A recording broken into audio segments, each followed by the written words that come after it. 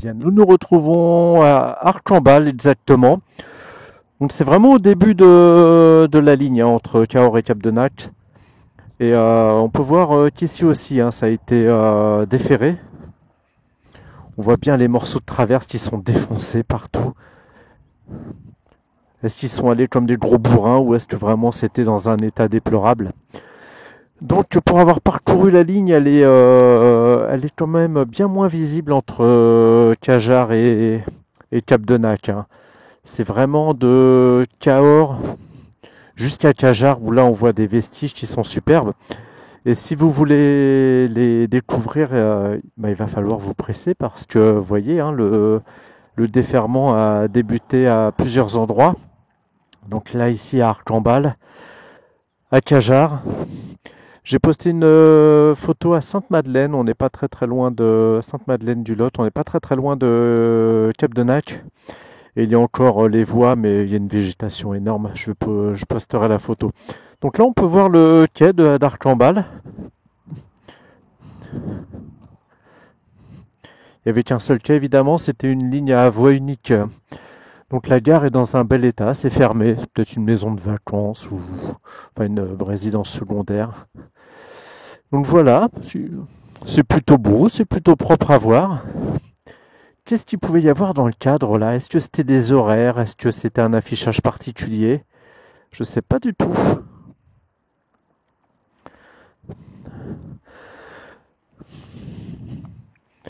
Bon, aujourd'hui c'était un petit peu difficile. Je vais vous raconter ma vie, hein. Comme je suis à moto, je me suis pris des giboulées mais partout. Il a fallu que je me cache, que je puisse m'abriter parce que c'était infernal. Je suis totalement trempé, il fait froid. Mais bon, je l'ai voulu, hein. Donc là, on peut voir la petite halle marchandise d'Arcambal qui est toute belle. On va s'en approcher.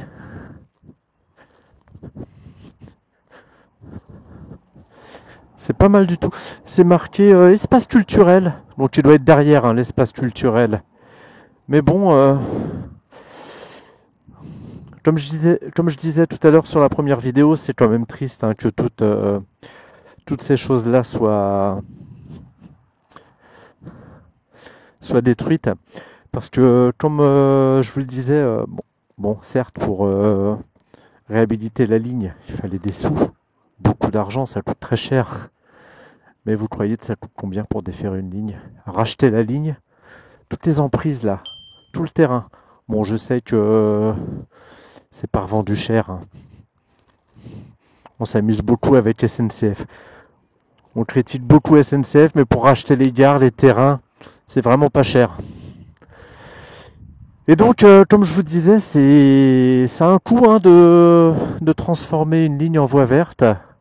Donc là, on peut voir le quai de déchargement. On peut imaginer qu'il y avait des voies ici, hein, qu'il y avait une voie qui était ici, voilà, avec le quai de déchargement.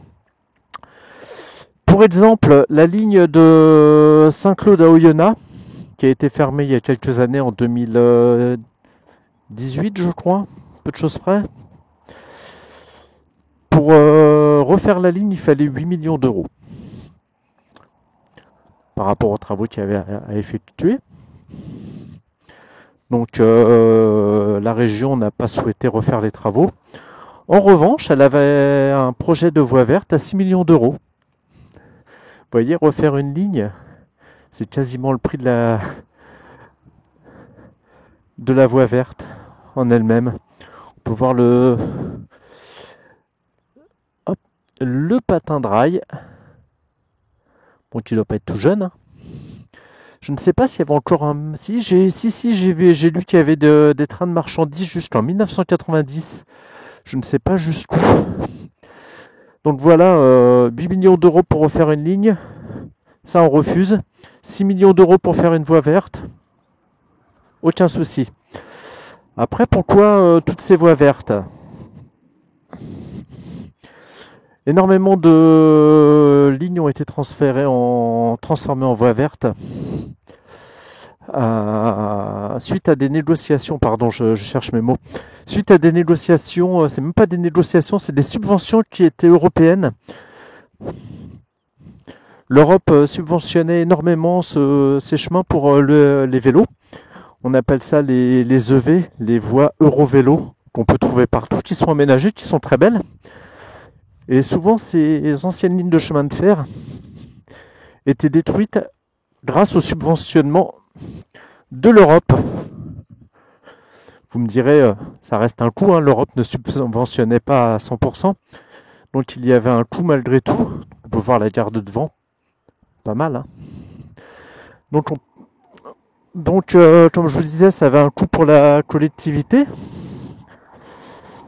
Mais on peut après se poser des questions, pourquoi toutes ces collectivités forçaient sur les voies vertes avec les subventions européennes. On connaît comment dire, la parfaite le parfaite exemplarité de nos élus. Est-ce qu'il n'y avait pas des ententes avec des entrepreneurs? Les travaux, bon, ok, c'est 6 millions d'euros, tu me le fais à 5,5 ou à 5. On fait une petite facturation qui va bien et puis on se partage le reste. C'est une supposition, hein. Mais ça peut s'expliquer avec toutes les voies vertes qui ont été construites. Est-ce qu'il n'y avait pas de l'argent à gagner facilement comme ça? Donc là, le marchandise, comme vous pouvez le voir, avec ses portes encore montées sur les rails roulants. Très très sympathique.